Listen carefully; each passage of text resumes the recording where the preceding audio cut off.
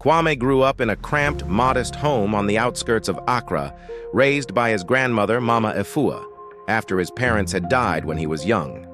His world was small, limited to the dusty neighborhood streets and the little market nearby where he helped his grandmother sell vegetables. The boy everyone saw was thin and awkward, with limbs that seemed too long for his slight frame. His shoulders drooped under the weight of his insecurities, and he hid behind thick glasses that magnified his dark eyes, which always looked down, avoiding any gaze that lingered too long. Kwame's clothes were hand-me-downs, often oversized, and his shoes were scuffed from years of wear. It wasn't just the clothes or his slight physique that made him fade into the background, though. It was his stammer, his nervous habit of pushing his glasses up his nose, his painfully shy demeanor that left him invisible to everyone, especially the girls he secretly admired. He was teased and taunted, often by boys who had more confidence, and he became the quiet, unassuming boy with a deep-rooted dream he didn't dare share with anyone. In his heart, he wanted more. But those dreams were hazy, colored by the constant reminder of his reality. And yet, his grandmother's unwavering faith kept a small spark alive. Every night she would tell him, "Kwame, greatness lives inside you. Never let anyone tell you otherwise." She believed in him when no one else did, and her words became his anchor. In high school, Kwame had developed a deep crush on Amma, a girl whose beauty and confidence shone brighter than anyone else's. Her laughter was infectious, her smile radiant. To him, she was untouchable, like a goddess who floated through the corridors of his mundane world. But Amma never gave him a second glance, at least not until she needed something. One afternoon, she approached him by the lockers, her eyes filled with an artificial warmth that he was too young and naive to recognize. "Kwame," she said, her voice soft and sweet. "You're one of the nicest guys I know." His heart raced. No one had ever called him nice. "Could you lend me a little money? I really need it for this project, and I'll pay you back soon."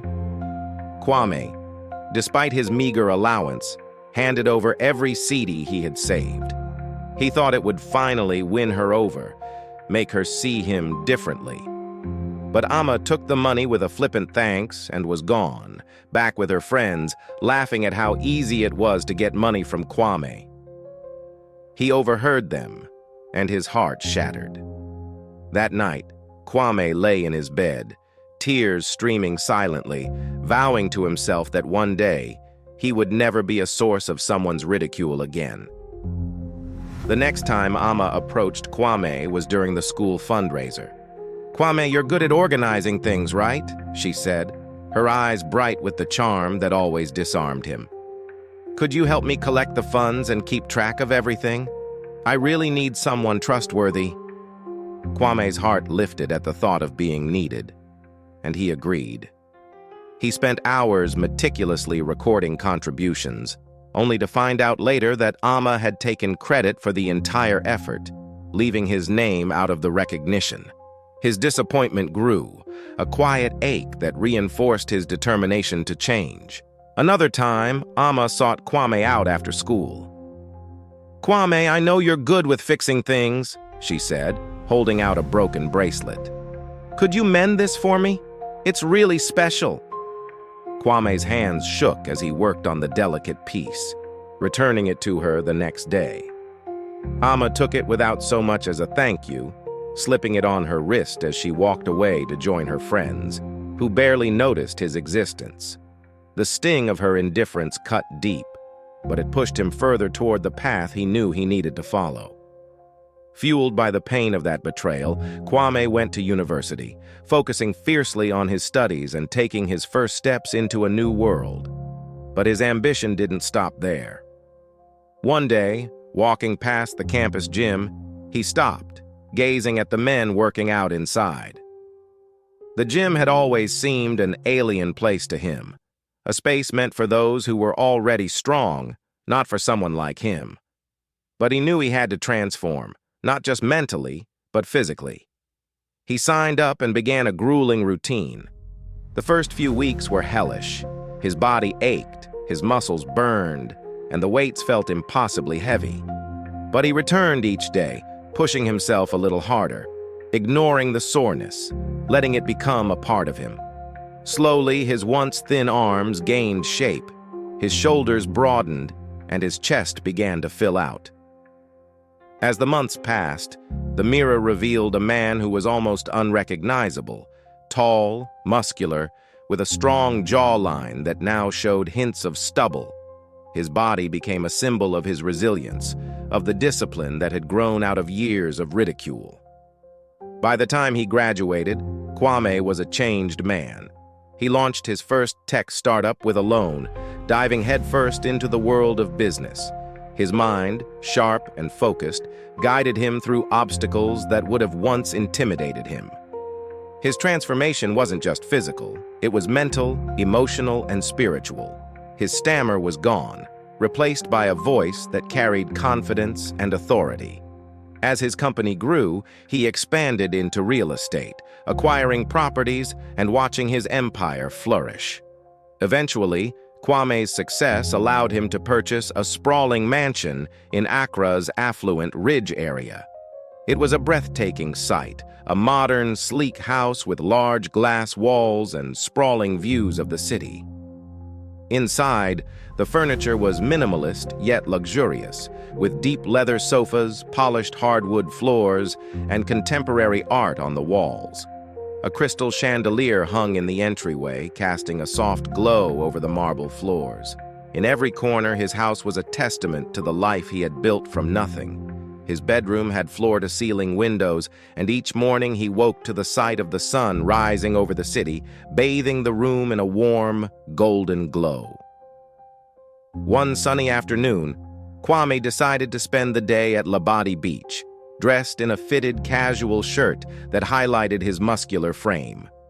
He strolled along the shore, watching the waves crash against the sand.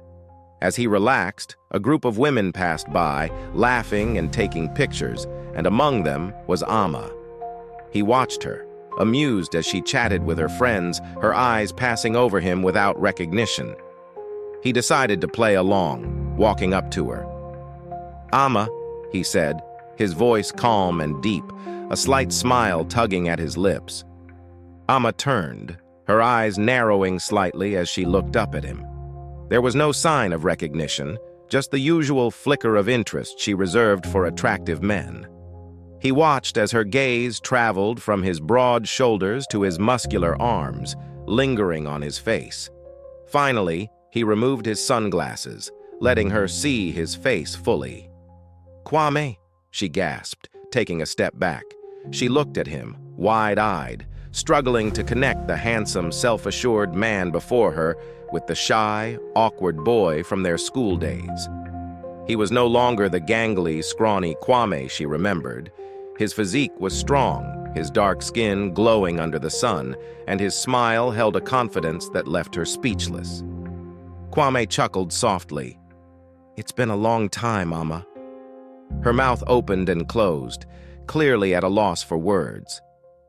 You look so different," she finally managed, her tone almost reverent. "I always knew you'd make something of yourself, you know. I always saw something special in you." He only smiled politely, recognizing the insincerity in her voice. "Did you?" he replied, his tone smooth but detached. Amma was visibly flustered as he walked away, and for the rest of the day, she couldn't shake the feeling of regret. She watched his retreating figure, feeling an unfamiliar pang in her chest. She murmured to herself, "I have to have him." A few weeks later, Amma received an invitation from a friend to a party at a mansion in Ridge. She dressed in her finest, thinking the evening might give her another chance to see Kwame. When she arrived, she was stunned by the grandeur of the house. The marble floors gleamed under the soft lighting, and modern art adorned the walls. The furniture was sleek, a perfect blend of elegance and comfort. She couldn't believe it when her friend casually mentioned, "This is Kwame's place." As the night wore on, she finally spotted him, surrounded by people, his smile easy, his demeanor charismatic. She walked over, her heart racing, and mustered her most charming smile. "Kwame," she said softly, "I just wanted to say how proud I am of you. You've become someone extraordinary." Kwame looked at her, his expression calm and unreadable. She continued, her voice full of affection. "I think I've always admired you, even back then. I would love to get to know you better. Maybe even be with you." He watched her for a moment, his gaze piercing. "Ama," he said, his voice gentle but unwavering. "I needed that pride and respect from you back when I was struggling. I'm sorry, but I don't feel the same." Ama's face fell, a flush of embarrassment rising to her cheeks as she glanced around, noticing a few of his friends watching. She mumbled an apology, her voice barely above a whisper, and left the party, her head lowered, her cheeks flushed with shame. As the months went by, Ama found herself unable to move past Kwame's rejection. The life she envisioned for herself, draped in luxury and success at Kwame's side, played over and over in her mind. Her once vibrant confidence began to morph into a quiet, obsessive longing. She followed his life through social media posts, news articles, and whispered stories from acquaintances. She needed to be near him, to make him see that they were meant to be together, even if he didn't know it yet. Ama started appearing at places she knew Kwame frequented. The upscale gym he visited every morning, the trendy cafe where he had business meetings, even the quiet park where he jogged. She stayed at a distance, watching, taking in the moments when he laughed with friends or concentrated on his work. But the more she watched, the more she realized that Kwame was moving on with his life, without her. One evening, she heard a rumor that made her heart stop. Kwame was dating someone new, a woman named Selena, who had attended their high school but had moved away before their final year. Selena was known for her grace and intelligence, and the thought of her now sharing the life Ama had dreamed of made her blood boil. Fueled by desperation, Ama found herself standing outside Kwame's mansion late one night, her heart pounding against her chest. The sprawling house stood silently against the star-studded sky, its grand silhouette illuminated by soft, ambient lighting. She hesitated, glancing up at the windows that revealed glimpses of the luxurious interior. Before she could reconsider, she took a shaky breath and walked up the driveway. Kwame's voice, deep and steady, filtered through an open window as he spoke to Selena inside. The sound of their laughter stung Ama's ears, igniting the simmering anger and heartbreak within her. She rang the doorbell, her pulse racing as footsteps approached. The door opened, and Kwame's eyes widened when he saw Ama standing there, her eyes glistening with unshed tears. "Ama," he said, surprise and concern mixing in his voice. Selena appeared behind him, her expression puzzled but polite. Ama's voice trembled as she spoke. "Kwame, I'm sorry. I'm so sorry. I didn't know you would become this... everything. I just wanted to tell you. I can't stop thinking about you." Kwame's jaw tightened, and he exchanged a look with Selena before stepping outside, closing the door behind him. "Ama, you shouldn't be here," he said firmly, his tone devoid of the warmth she had once known. "Please," she whispered, her voice breaking. "I know I was wrong. I didn't see you back then, but I do now. I need you to understand that I'm sorry." Kwame sighed, the memories of his past intertwining with the present. "Ama, I've moved on. You need to let this go." Before Ama could respond, the sound of sirens pierced the air. One of the neighbors, noticing a late-night confrontation, had called the authorities. Moments later, 2 police officers arrived, their eyes assessing the scene. "Ma'am, we're going to have to ask you to leave," one of them said, stepping forward. Ama's eyes widened as the reality of the situation sank in. Tears spilled down her cheeks as she looked at Kwame one last time, a painful mix of regret and longing twisting her features. "I'm sorry," she whispered, her voice carried away by the wind. Kwame watched silently as the officers gently escorted Amma down the driveway. The distant hum of their car faded into the night, leaving an uneasy stillness behind. Inside, Selena reached for his hand, squeezing it reassuringly. "Are you okay?" she asked softly. Kwame nodded, though the weight of the past lingered, heavy, but no longer suffocating. "I am now," he said, closing the door and letting the silence of the night embrace them. That's it for this video. If you enjoyed the content, please like, subscribe, and hit the notification bell for more content. Drop your thoughts or questions in the comments section below. We love hearing from you. Thanks for watching, and I'll see you in the next one.